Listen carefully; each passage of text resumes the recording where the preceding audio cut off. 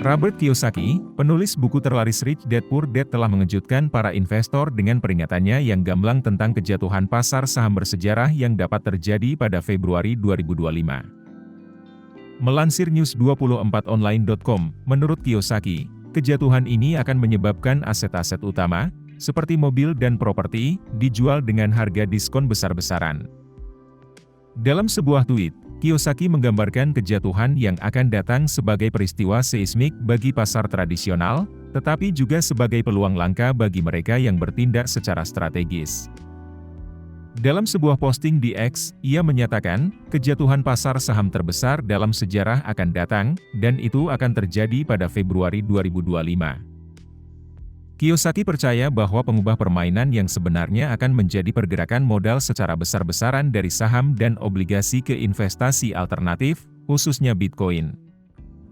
Ia membayangkan lonjakan dramatis untuk mata uang kripto, menggambarkan potensi pertumbuhannya sebagai sebuah ledakan besar dan sangat mendorong para investor untuk mengalihkan perhatian mereka ke aset yang sedang berkembang ini.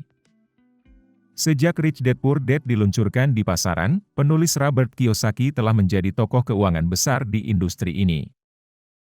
Kiyosaki kerap berbagi perspektifnya seputar aset atau strategi investasi tertentu di media sosial X.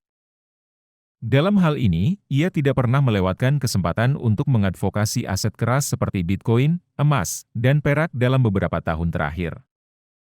Yang lebih penting, ia secara aktif menyarankan para pembaca untuk menginvestasikan uang hasil jerih payah mereka dalam aset ini, bukan dolar as atau fiat, karena itu palsu, membuat orang semakin miskin seiring berjalannya waktu. Bahkan dalam mata uang kripto, Robert tidak pernah membicarakan aset digital lain selain BTC, yang menegaskan kepercayaannya hanya pada token ini. Kiyosaki telah meramalkan keruntuhan finansial seperti itu selama bertahun-tahun, merujuk pada bukunya tahun 2013 Rich Dad's Property, di mana ia meramalkan penurunan yang jauh lebih parah daripada krisis sebelumnya. Saat ini, ia percaya ramalan itu akan segera terwujud. Alih-alih melihat ini sebagai malapetaka, Kiyosaki melihatnya sebagai peluang untuk memanfaatkan situasi tersebut.